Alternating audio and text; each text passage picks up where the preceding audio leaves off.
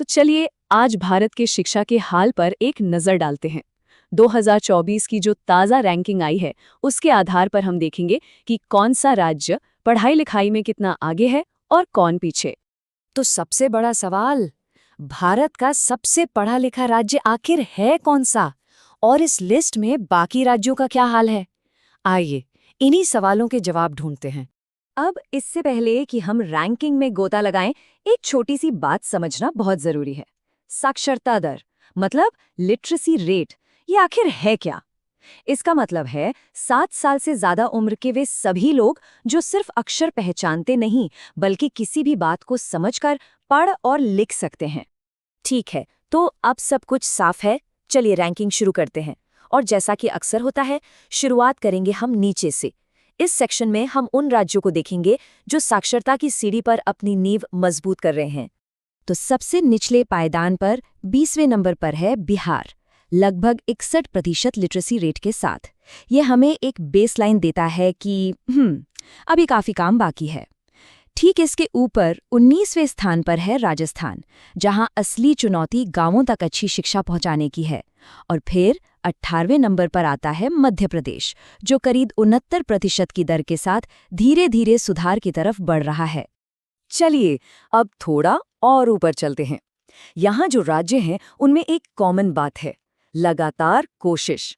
17वें number पर झारखंड, 16वें पर उड़ीसा और 15वें पर छत्तीसगढ़।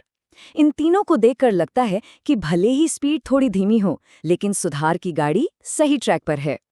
अब ये वाला ग्रुप काफी दिलचस्प है, क्योंकि यहाँ हमें अलग अलग कहानियां देखने को मिलती हैं।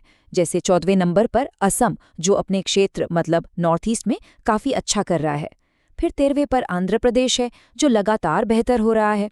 और हाँ, 12वें नंबर पर तेलंगाना, जो एक नया राज्य होने के बावजूद शिक्षा में बड़ी तेजी से आगे बढ़ रहा है। और अब नंबर 11 पर पश्चिम बंगाल, करीब 77% की लिटरेसी रेट के साथ।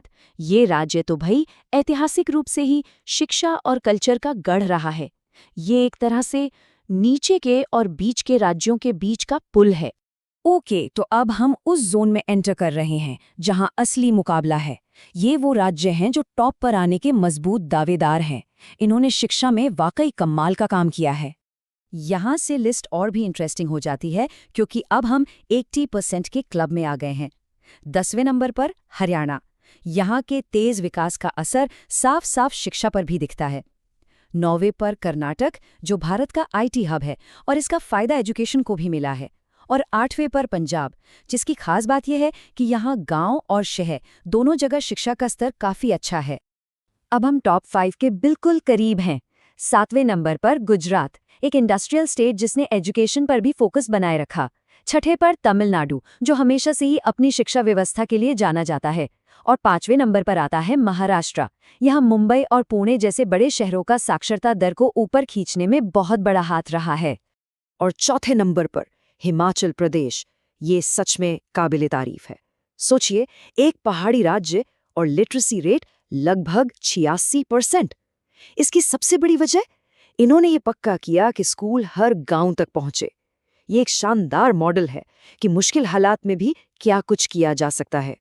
और अब वो पल जिसका हम सब इंतजार कर रहे थे, भारत के टॉप 3 एजुकेशनल स्टार्स। देखते हैं इस एलीट क्लब में कौन कौन शामिल है।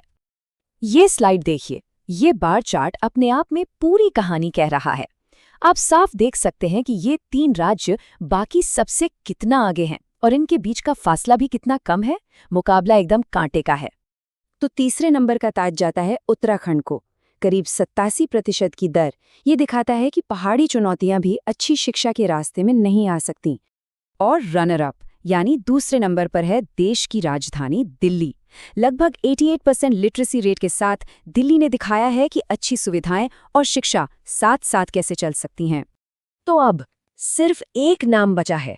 वो कौन सा राज्य है जो शिक्षा के मामले में सबसे आगे है, जिसकी साक्षरता दर पूरे भारत में सबसे ज्यादा है? और पहले नंबर पर, जैसा कि कई लोगों ने अंदाजा लगा लिया होगा, है केरल, भारत का सबसे साक्षर राज्य। ये कोई सरप्राइज नहीं है, क्योंकि केरल ने ये जगह दशकों से अपनी मेहनत से कमाई है। जरा इस नंबर पर गौर कीजिए, 96%। 96%। ये सिर्फ एक आंकड़ा नहीं है, ये दशकों की मेहनत का नतीजा है। ये लगभग पूरी आबादी का साक्षर होना है, जो पूरे देश के लिए एक प्रेरणा है। तो इस पूरी रैंकिंग को देखकर हमें क्या समझना चाहिए? चलिए इन नंबरों से थोड़ा आगे बढ़ते हैं और देखते हैं कि बड़ी तस्वीर क्या कहती है। ये तुलना सब कुछ आईने की तरह साफ कर देती है। एक तरफ है केरला, जो लगभग 96% पर है, एक मजबूत एजुकेशन सिस्टम के साथ, और दूसरी तरफ है बिहार, करीब 61% पर, जहां अभी बहुत काम होना बाकी है।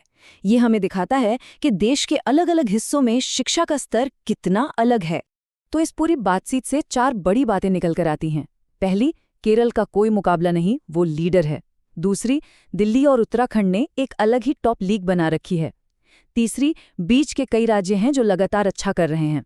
और चौथी और सबसे ज़रूरी बात, बिहार और राजस्थान जैसे राज्य हमें याद दिलाते हैं कि असली चुनौती अब भी ग्रामीण इलाकों में है।